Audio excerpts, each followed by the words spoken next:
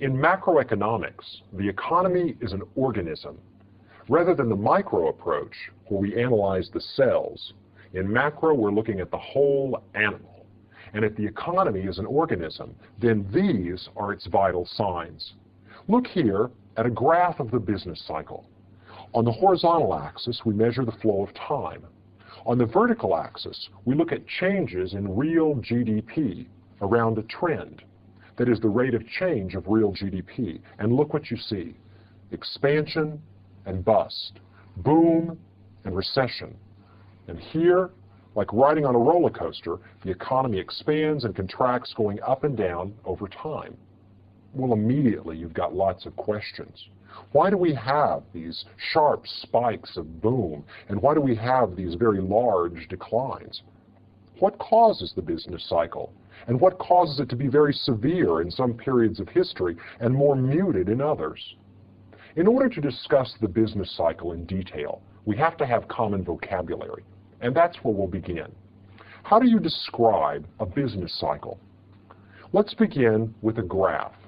On the horizontal axis, we'll put time, the flow of time. And on the vertical axis, we'll put real gross domestic product, the actual physical goods and services produced by the economy in a year.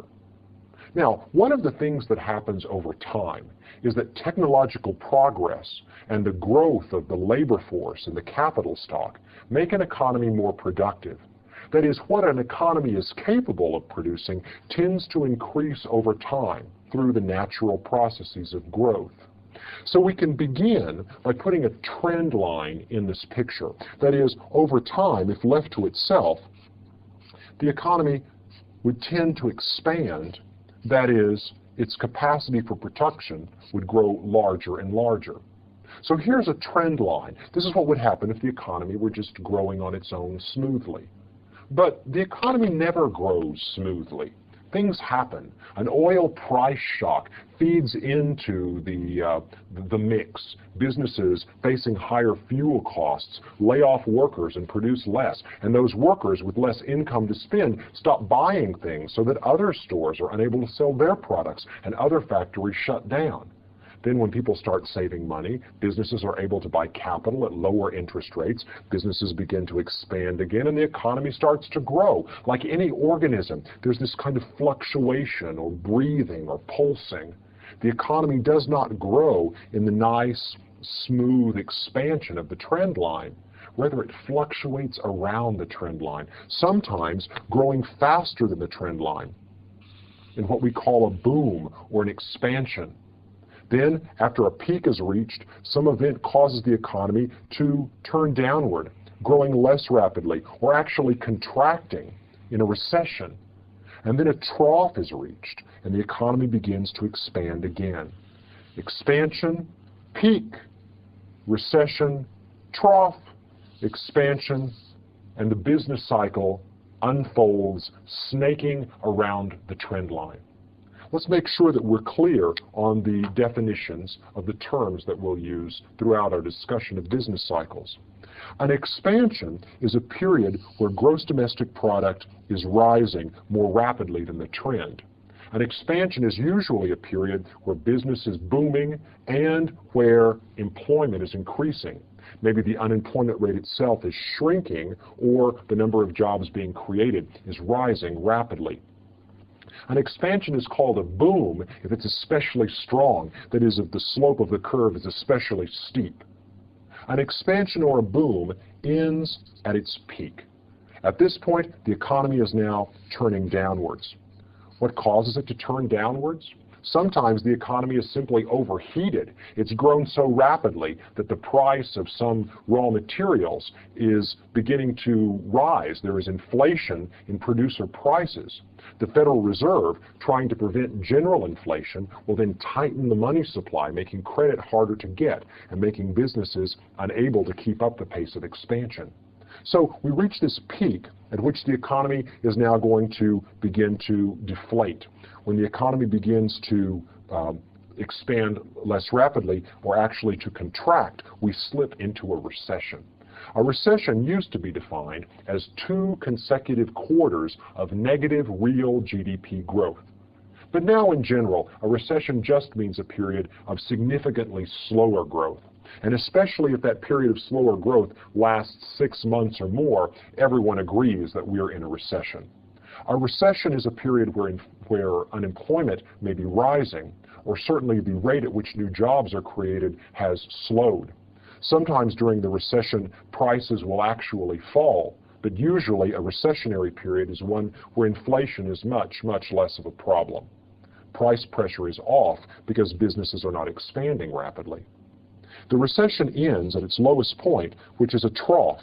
A trough is a point where the curve has hit bottom, and now we're ready to begin another expansion. And the process just goes on and on. Expansion, peak, recession, trough, expansion, and so forth. Right now, as we are planning this particular lesson, the United States economy has entered its 108th month of continuous expansion, the longest in U.S. history. This is being driven by a lot of factors, particularly rapid technological change and general boom in the world economy.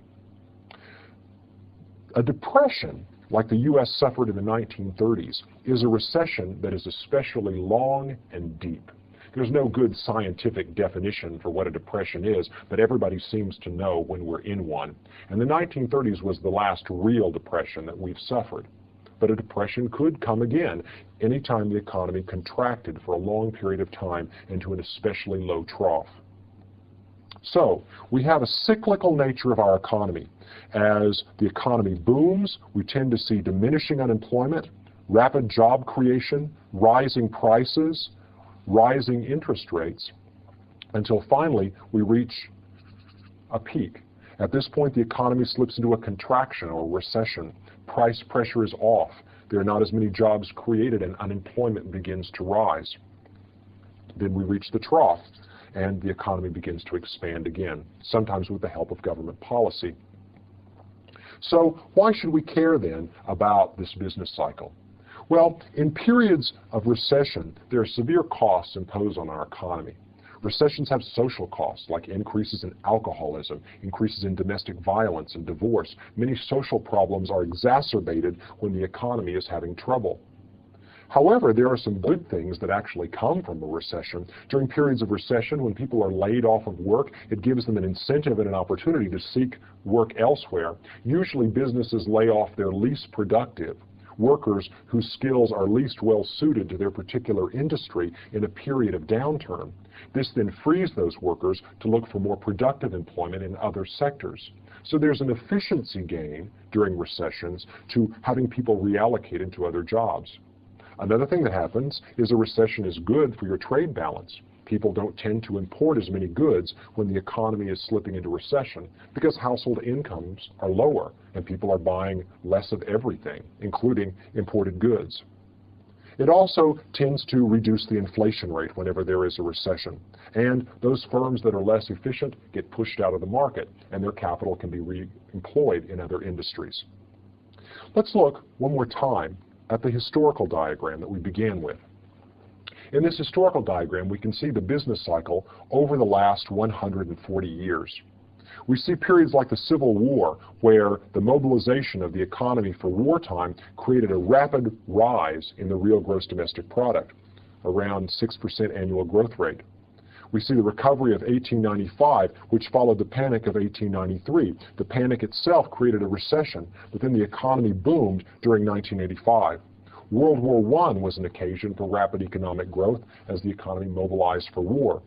And the Great Depression, which followed the crash of the stock market and tight money in the United States, was a period of extraordinarily low GDP growth, in fact, large negative numbers.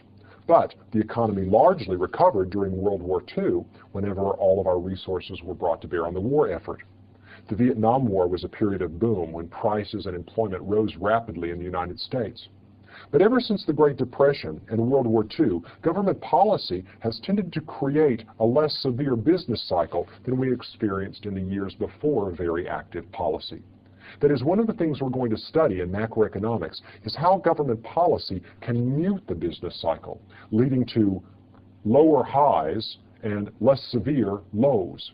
That is, fiscal policy, government spending, and monetary policy, the action of the Federal Reserve, can give us a business cycle that's a little bit less like a roller coaster and a little bit more like the ordinary country roads that we'd rather drive on.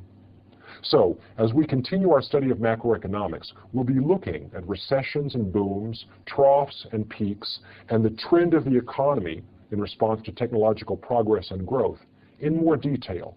We'll be looking at this historical picture. We'll be looking at the story of the U.S. economy under a microscope to try to understand what causes highs and lows, ups and downs.